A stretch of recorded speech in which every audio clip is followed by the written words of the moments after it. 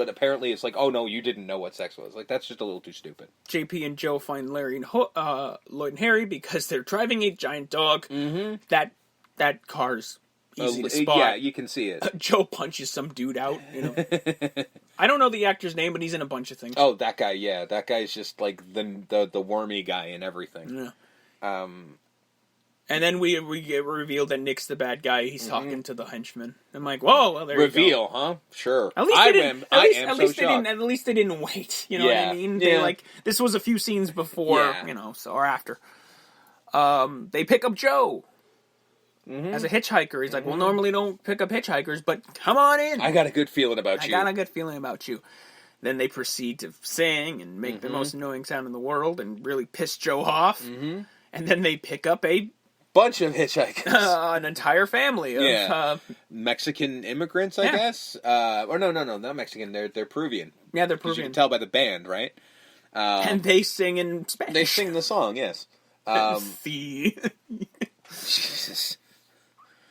I like how pissed off he gets. Yeah, well... Because he's just like, guys! The question I have, when the fuck is this luncheon he's supposed to be going to?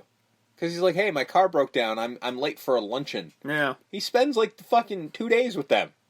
Like, he ends up going to dinner with them. Yeah. I don't know how much time luncheon, driving is, or where he's going. What did he say? He was going to somewhere. He was going to a luncheon at, like, some fucking thing. Like, when is your luncheon? The next day?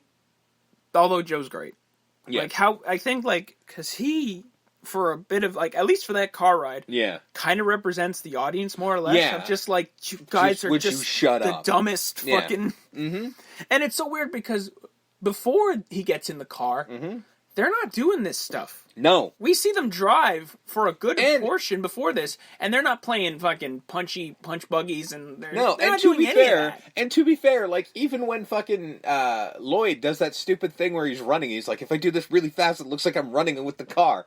And Harry even says, God, we're not even out of the city, and already you're annoying me. Yeah. But then he follows, it's But then he gets in the car, and they just start playing fucking road games, and making songs. They're playing tag, and it's like rubber stamps, no, whatever, and fucking, you can't triple stamp it. No, you can't. I told you can't. Yes, I can. So. It's just weird. Comedic purposes. Mm-hmm. They get to dinner. Yeah. They're fighting who's going to eat the fiery red peppers first, and why don't you both go first? Yeah. I got to make a phone call. All right. And then they do, and then it's comedically trying to ketchup and mustard, and I like how when he goes, "There's help, Lloyd," and then he doesn't do what Harry did. He just hammers them down, and they spoot up, and he just kind of tries to catch it in his mouth. Yeah, I'm just like, what is everyone else?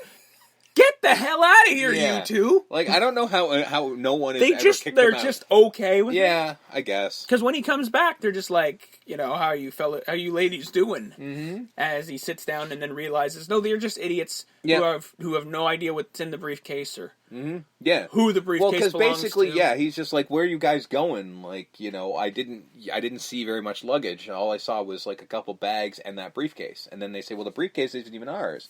Some lady left it. We're bringing it back to her. So, which he has a gun on him. So when they stop, I'm assuming there was a pit stop. They had to pee. Mm-hmm. Boom, boom. Well, he was going to have rat poison. No, but you're on the road. If you stop even at a stoplight or maybe they boom, didn't. Boom, and then grab the briefcase. Maybe they didn't, or maybe he wanted to do it at night. I guess. Because remember, he stops her from doing it because he. Oh no, because he doesn't. No, he actually has a conversation as to why that is. I forgot about this. When she is asking him, why don't you just let me fucking kill them? And he's like, because we don't know who they are. They could be something. They could be CIA, FBI. If we kill them, who knows what's going to come after us? And then he finds out they're idiots. And he finds out they're nothing, because he's got rat poison on them. Yeah. So he's like, that way it doesn't look like he killed them. It looks like it's an accident. Fair. And now he finds out that they're nobody, so he's like, oh, fuck, killing you will be nothing now, because you're nothing. So they sneak some chilies into his burger. Mm-hmm. He finally eats it. Mm-hmm. Has a reaction. I don't think that would kill you, but okay. Well, no, it's not that he kills him. It's just he has the rat poison. Yeah, right. Well, it aggravates his ulcer to the point where I'm like, listen, I've never had an ulcer. No. So I don't know what it's like. It's painful. I'm sure it is, but is it that instant? You get the peppers in you and you're sweating and you're on the ground and you're just like, ugh! No. He's just it looks like he's just gonna die without the pills. No, you're just basically uncomfortable as all fucking hell. Because he looks like he's and it's not that fast by any stretch. No. But movie, shut up. I get it. Exactly. Get my pills. Yeah, and then they're like, and to be fair, like you can't be mad. No. He said pills. You didn't say which ones. Yeah, you didn't specify a color of the bottle or what they look like. You just said, "Get my pills." Yeah. They see pills and they give it to you. Mm-hmm. This is on you, son. He sees that it's a red poison. He fucking. And then he just dies. Mm-hmm. Check, please. And then they leave. Yeah. There's no mention of police or... because... And the police show up, and the FBI shows up, and they're just like, well, there was 2 guys with him, and they kind of took off right after he died. Yeah, which I'm like, I'm pretty sure when the cops were called, they would keep you there. But okay, cool. And to be fair, they're completely shell-shocked. Oh, yeah. They're like, one minute you're alive eating a burger, next minute you're dead meat. Huh. And then Harry's like, he blamed me. It was his last words. Well, technically it was a gurgle. So he's trying to make his buddy feel better. Stopped off at a gas station. Here's where shit goes weird. Harry has a nice conversation with just a lady, which he then sets himself on fire, and then she just takes off. Well, she's trying to, like, they're kind of hitting it off, and she's just, and one thing she says is, like, I'm sick of dating men that are accident prone. And he's already covered himself in gasoline because he's staring at her, and then she goes to light a cigarette, which you wouldn't do in a gas station anyway.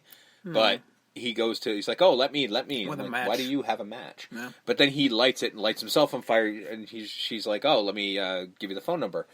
And he's like, I'll remember it. As he's on fire, and she's trying to get it. Give me the damn number. Just give me the damn number. And then, she's like, well, fuck you. And you don't notice the man on fire lady? Yeah. I mean, we realize later who she is, but like, yeah, really? But you would think she would see this. But then we get to the most uncomfortable scene in the entire film. This is fucking strange, and I don't know why it's there. Lloyd, in the washroom. Just, I guess, having a... Peeing everywhere. Like, you can hear him like, peeing, like, around the world all action over there. The place. Sees a note that says, for manly love, be here at, I think it was like 3:22. 3:15 or something like that. Looks at his watch. It's 3:15. It's manly love time. Uh-huh. Somebody comes in. Pair of boots. Mm-hmm. Bangs the door open. Yep. And it's Seabass. Yeah. And Seabass is like, oh, this is going to be good. Uh-huh. And then he pulls his pants down, has a jock strap on, like a... He's wearing a thong. Zebra print, thong. And grabs his junk. He's about to rape Lloyd, and Lloyd just goes, go to your happy place. Go to your happy place. And Seabass says, I'll give you a happy place. Jesus Christ. Fuck! There is a children's cartoon based on this movie. And because Harry's on fire, he has to put himself out, so he goes to the toilet to put his foot in the toilet, and he knocks out Seabass. Yeah. Saving Lloyd, and then they have just an uncomfortably silent car right after that. Like, you want to talk? No. And then he starts making fun of him. Yeah. Harry starts calling him gay. Huh. Like, I don't think you understand the magnitude of what was happening, sir. No, your friend almost got raped. Yeah. By a man named Seabass. I mean... If you're Cam Neely... Boston Bruin great. Cam Neely. I think you've accomplished all you're going to accomplish in the world of the NHL. Now you can rape Jim Carrey. That's the thing. I'm like, man, I was... Want that on a... Do you think he has that on a t-shirt somewhere? I almost raped Jim Carrey. Like, this man played a lot of years in the NHL and was a fantastic hockey player. But no, you're the guy that almost raped Jim Carrey in Dumb and Dumber. To be fair... He did other films. Yeah. He went on to do other films, bit parts in other films. But, like, you're Seabass. Well, you know what? The man who almost raped Lloyd Christmas. We were talking beforehand about, like, you and I hadn't seen this movie in a very long time and didn't remember a lot of it. I didn't remember this at all. I did not remember. Oddly enough, the rape scene did not, stick with me. You think? You'd think it would. It will now, but... we get to my favorite scene in the entire film. A scene that has no business, no place, no reason for being. Them just at a fucking 7-Eleven, walks out. This had to be ad-libbed. This fucking had to be. Just see some guys with big gulps. Hey guys, big gulps, huh? Awesome. Well, see you later. No point. There's no point for any of that. It just dies outside of a 7-Eleven drinking big gulps, and he goes, big gulps, huh? Right. Oh, see you later. And that's it. He gets in the car and they drive away. That, I'm sure, was ad-lib. Those were just background actors that were just supposed to be hanging there. And he just decided, fuck it, I'm going to talk to them on this Because, tape. you think they would just, because it has to go into the scene of him driving to why he's driving. And they also don't say anything. No. Which is proof that they're just extras. Yeah, the point is that he's supposed to probably just go into the car walk by and drive and away. talk to him, yeah. But it's Jim Carrey, so he's like, well, I gotta say something. Yeah. I can't let this goal go. And yeah, it makes no sense, but it is fucking hilarious. To the point where every time I find myself in a 7-Eleven, I look at the Big Gulp and I just laugh. I just laugh to myself, just like, Big Gulps, huh? See you later. See you later. It's a fantastic moment. That makes no sense. So he's driving and he's checking on Harry and he doesn't pay attention to where he turns off and he's going to Lincoln, Nebraska. Mm-hmm. 'Cause you do. And Harry wakes up 5 hours later. I would have thought the Colorado Rockies would have been a little more rockier than this. And one of my other favorite lines, John Denver's full of shit.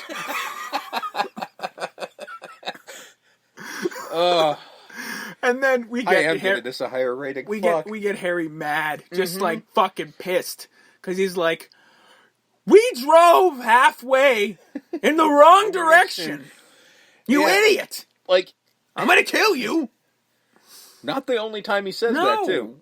And then he just goes, "Fuck it, I'm leaving," and he starts walking away. Hitchhiking. And this is where Lloyd is like, "Dad, if I forgot it, you're perfect, and you never make a mistake." And he starts crying. And then we don't see anything, and we just cut to Harry just walking, and then all of a sudden... Going in the wrong direction again, by the way. Exactly. He's going the way that they were going. And then all you hear is, "Harry!" And it's fucking And all you Lloyd. hear is... It's Lloyd on the tiniest bike possible. Yep. Traded straight out. Yeah, and I love when he rides up to him. He rides up, fucking stops, puts his arms out like he's like, fucking, I'm a badass. Shit. I'm on a fucking hog. She's like, traded it outright.